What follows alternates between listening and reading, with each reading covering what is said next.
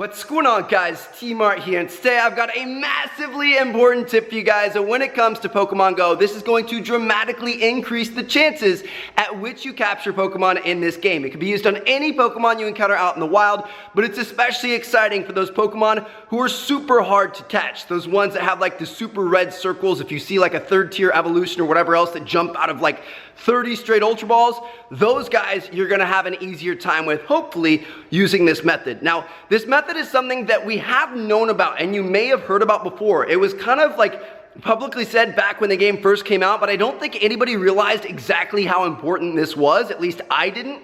And up until some research that was done recently, I never really paid attention to it and honestly kind of forgot. But now that I found out exactly how useful this is, it changed the way I'm gonna start playing this game, and I knew it would for a lot of you guys too. I figured you guys might like to see it. So credit for all the research and everything goes to Rynid on Reddit. I'll link his profile down in the description for you guys, as well as the original Reddit post that I found all this information on. It was posted about 9 days ago. I was wanting to make this video a lot earlier, but I was gone all weekend in LA for COD XP and just got kind of busy. But better late than never, right? So obviously, you guys know some Pokemon in this game are more difficult to catch than others, and that's based on a variety of factors, but you can vaguely see how difficult a Pokemon is going to be to catch based on the color of the ring around that Pokemon when you encounter it in the wild. So if a Pokemon is going to be super easy to catch, it's going to be that nice bright green color. Next up, it's going to move kind of into more of a yellow. It turns kind of yellowish green and then gets straight up yellow. Then from there, it kind of moves into more of like an orangish, and then finally it gets to a dark red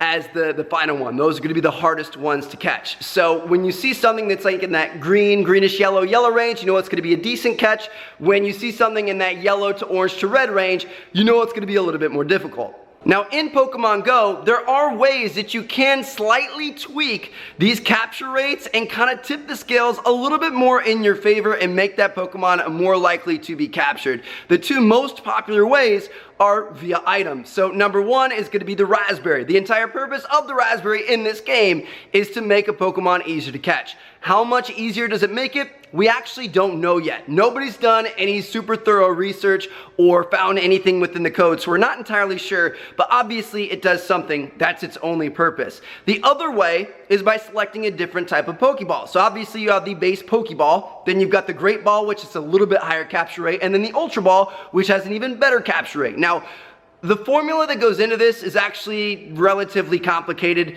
but to make things easy, it's basically that the Pokeball is just kind of like 1, the Great Ball is 1.5 times better, and then the Ultra Ball is 2 times better than the Pokeball. It does vary from that a little bit, but that just kind of gives you guys a generic idea that if you use an Ultra Ball on the same Pokemon as a Pokeball, you're gonna have 2 times the chance of catching it. So that's great and all, Trev. You're telling us stuff that we already knew about. Thanks, Captain Obvious. Well, let me tell you guys, there's another thing that's equally as important as throwing an Ultra Ball, and that's throwing it when the circle that moves is at its smallest point. So this is seriously like, this is something that Niantic originally said. Your best chance of capturing a Pokemon is to throw it when the circle's at its smallest point, but I don't think anybody realized just how important this is. They also added in features where for nice throws, great throws, and excellent throws, you get bonus XP. There's actually no evidence at all that those improve your capture chances by any means. Contrary to popular belief, a lot of people just kind of assume that, myself included. So what I found myself doing, and I see a lot of other people doing sometimes,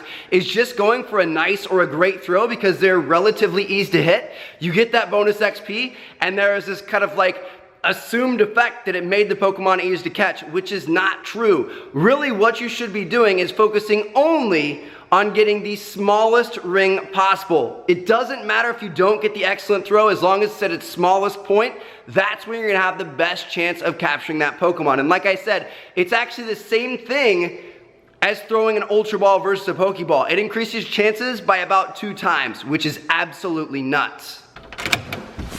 Sup, girl, you're interrupting the video. She just got home from the gym. I should be out there instead of making videos here. But anyway, as an example of this in progress, thanks to Poke Assistant, they actually have kind of like a slider calculator type thing to show how all of this works. Now, let's say you found a level 15 Snorlax out in the wild. If you were using just a straight up Pokeball on this Snorlax, you'd have a 15% chance of catching him which is not very good. That'd take quite a few Pokeballs. Now, if you switch over to an Ultra Ball, that's going to about double your chance and take you up to a 28% chance of capture, which isn't bad, but it's still not great. Now, if you throw an Ultra Ball when the circle is at its smallest point, that's going to take you up to a 48% chance of capture. So about 1 in every 2 Ultra Balls is going to capture right there. Obviously, a big improvement over what you would have had just throwing Pokeballs at him. So obviously this is, it's a really big deal. It makes a huge difference in terms of being able to capture Pokemon. And Snorlax is a rare Pokemon that's actually relatively easy to capture. Some of the hardest Pokemon in the game to capture are things like Dragonite, things like the 3rd tier evolutions of the starters, Charizard, Venusaur, and Blastoise, and stuff like that. So if you guys run into any of those super crazy Pokemon, or Pokemon you don't have yet and you definitely want to catch, you want to make sure you always throw your ball at the very smallest point of that circle. Use an Ultra Ball, also use a Raspberry. You're going to have the best chance of catching that Pokemon. And there you guys have it. So hope you guys enjoyed the video. Thank you guys so much for watching. Thumbs up if you guys enjoyed. We are going to get back into daily Pokemon Go videos on this channel. My goal is to get back to daily hunting videos while also doing tips videos on top of them, kind of like this one. So thank you guys so much. I'll catch you guys later. Peace out.